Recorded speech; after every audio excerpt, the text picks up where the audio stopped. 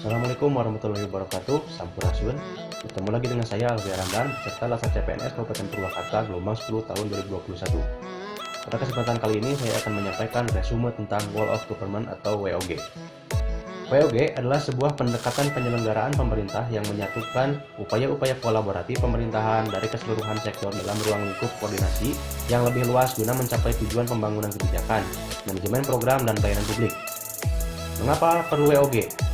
Terdapat beberapa alasan yang menyebabkan mengapa WOG menjadi penting dan tumbuh sebagai pendekatan yang mendapat perhatian dari pemerintah.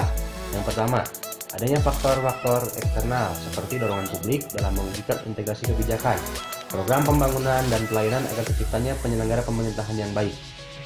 Kedua, terkait faktor-faktor internal dengan adanya fenomena ketimpangan kapasitas sektoral sebagai akibat dari adanya nuansa kompetensi antar sektor dalam pembangunan. Yang ketiga, khususnya dalam konteks Indonesia, keberagaman latar belakang nilai, budaya, adat, dan adat istiadat, serta bentuk latar belakang lainnya mendorong adanya potensi desintegrasi bangsa. Kemudian bagaimana WOG dilakukan? Pendekatan WOG dapat beroperasi dalam tataran kelembagaan nasional maupun daerah. Penataan kelembagaan menjadi sebuah keharusan ketika pendekatan ini digunakan. Namun, penataan ini tidak serta-merta membuah kelembagaan atau sebaliknya, sehingga pendekatan WOG dapat dilihat dan dibedakan berdasarkan perbedaan kategori hubungan antar kelembagaan yang terlibat. Praktek WOG. Terdapat beberapa cara pendekatan WOG yang dapat dilakukan, baik dari sisi penataan institusi formal maupun informal. Cara-cara ini pernah dipraktekkan oleh beberapa negara, termasuk Indonesia dalam level-level tertentu. Yang pertama, penguatan koordinasi antar lembaga. Penguatan koordinasi dapat dilakukan jika jumlah lembaga-lembaga yang dikoordinasikan masih terjangkau dan manajeable. Yang kedua, membentuk lembaga koordinasi khusus. Pembentukan lembaga terpisah dan permanen yang bertugas dalam mengkoordinasikan sektor atau kementerian.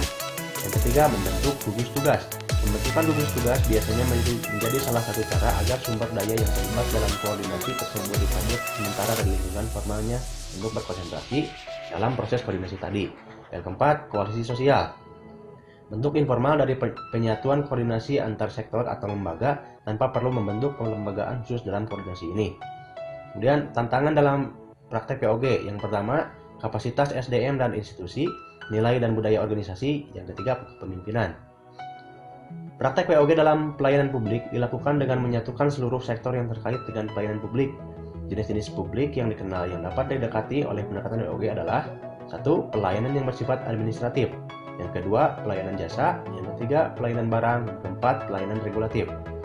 Adapun berdasarkan polanya, pelayanan publik dapat dibedakan juga dalam 5 macam pola pelayanan yang masing-masing diuraikan sebagai berikut.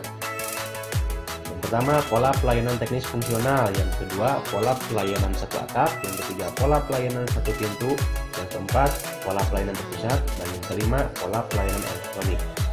Sekian resume materi Whole of Government yang dari saya. Terima kasih. Assalamualaikum warahmatullahi wabarakatuh.